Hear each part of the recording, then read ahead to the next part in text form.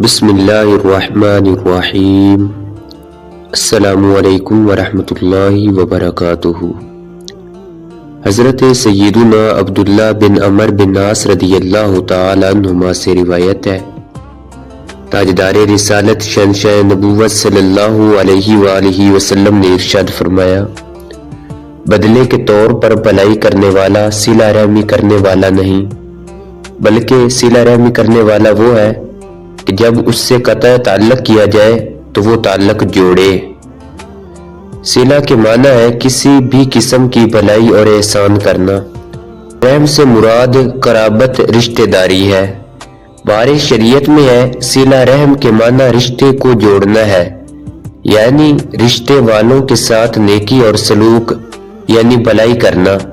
مذکورہ حدیث پاک میں حقیقی صلہ رحمی کرنے والے کے بارے میں بیان کیا گیا ہے کہ کامل صلہ رحمی کرنے والا وہ شخص ہے جو رشتہ داروں کے برا سلوک کرنے کے باوجود ان سے بھلائی کرے۔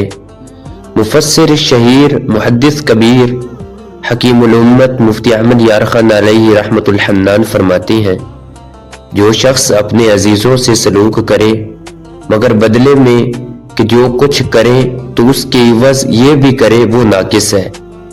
کامل رشتے جوڑنے والا وہ ہے جو اپنے عزیزوں کی برائی کا بدلہ بھلائی سے کرے، کہ وہ اس پر زیادتی کرے تو یہ سلوک کرے۔ اس کی تفسیر حضور صلی اللہ علیہ وآلہ وسلم کا عمل شریف ہے۔ یوسف علیہ السلام نے بھائیوں کے ظلم سہ کر ان کی پرورش فرمائی۔ رب تعالیٰ فرماتا ہے، ادفع باللتی ہی احسن السیئہ، ترجمہ کنز ایمان، سب سے اچھی بھلائی سے برائی کو دفع کرو۔ غرض ہے کہ یہ حدیث کمال اخلاق کی تعلیم دے رہی ہے۔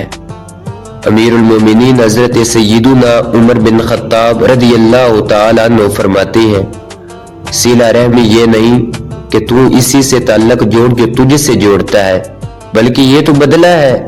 صلہ رحمی یہ ہے کہ تو اس سے جوڑ جو تجھ سے قطع تعلق کرتا ہے، اور یہی وہ حقیقی صلہ رحمی ہے کہ جس پر اللہ عز و جل نے اپنے بندوں سے بہت بڑے اجر کا وعدہ فرمایا ہے۔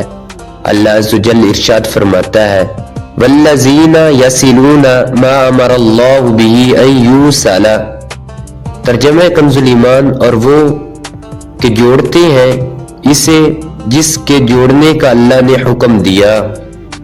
اس حدیث پاک سے معلوم ہوا کہ رشتہ داری جوڑ کر رکھنے والوں سے جوڑنا کمال نہیں، بلکہ جو رشتہ داری توڑتے ہیں ان سے جوڑنا کمال ہے۔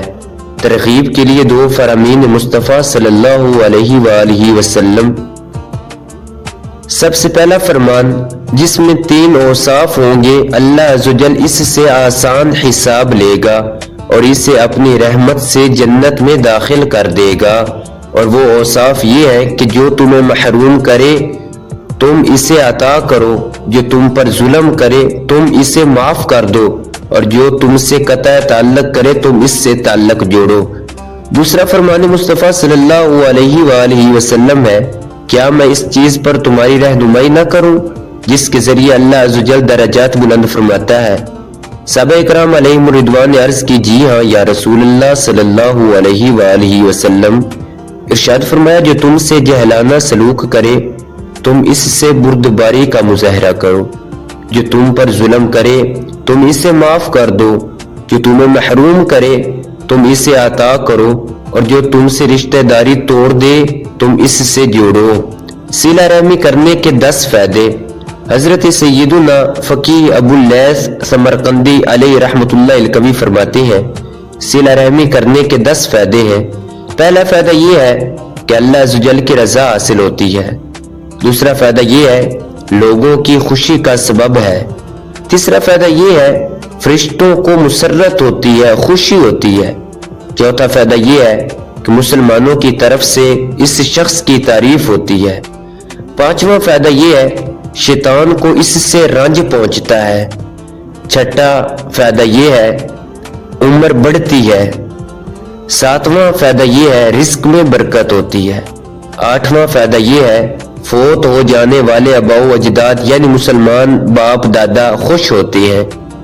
رحمی کرنے کا 9واں فائدہ یہ ہے آپس میں محبت بڑھتی ہے۔ 10واں فائدہ یہ ہے وفات کے بعد اس کے ثواب میں اضافہ ہو جاتا ہے، کیونکہ جب لوگوں کو اس کا احسان یاد آتا ہے تو لوگ اس کے حق میں دعائیں خیر کرتے ہیں۔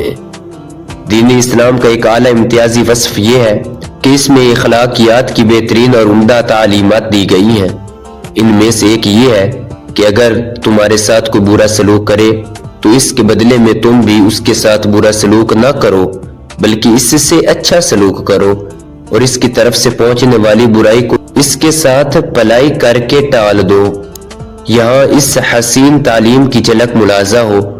چنانچہ اللہ عز و جل ارشاد فرماتا ہے وَلَا تَسْتَوِي الْحَسَنَةُ وَلَا السَّيِّئَةُ ادْفَعْ بِالَّتِي هِيَ أَحْسَنُ فَإِذَا الَّذِي بَيْنَكَ وَبَيْنَهُ عَدَاوَةٌ كَأَنَّهُ وَلِيٌّ حَمِيمٌ وَمَا يُلَقَّاهَا إِلَّا الَّذِينَ صَبَرُوا وَمَا يُلَقَّاهَا إِلَّا ذُو حَظٍّ عَظِيمٍ۔ ترجمہ کنز ایمان، اور نیکی اور بدی برابر نہ ہو جائیں گی، اے سننے والے برائی کو بھلائی سے ٹال، جبھی وہ کہ تجھ میں اور اس میں دشمنی تھی ایسا ہو جائے گا جیسا کہ گہرا دوست، اور یہ دولت نہیں ملتی مگر صابروں کو، اور اسے نہیں پاتا مگر بڑے نصیب والا۔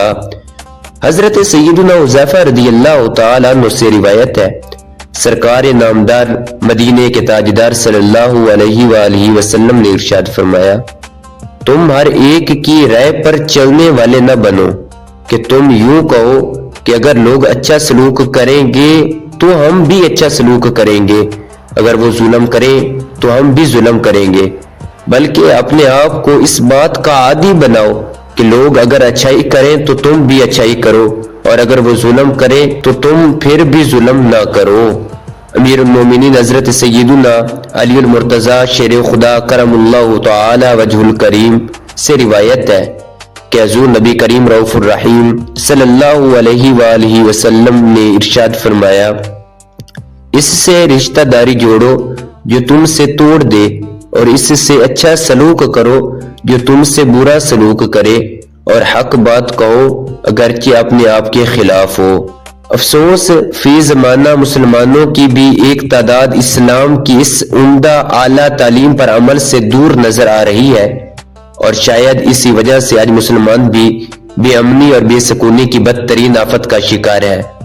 اگر آج بھی مسلمان اس تعلیم پر کامل طریقے سے عمل پیرا ہو جائے تو کوئی بعید نہیں کہ یہ معاشرہ امن و سکون کا گہوارہ بن جائے، اور ہر فرد بشر چین و سکون سے اپنی زندگی کے دن گزارنے لگے۔ دعا ہے کہ اللہ عز و جل ہمیں برائی کو بھلائی سے ٹالنے کی توفیق عطا فرمائے۔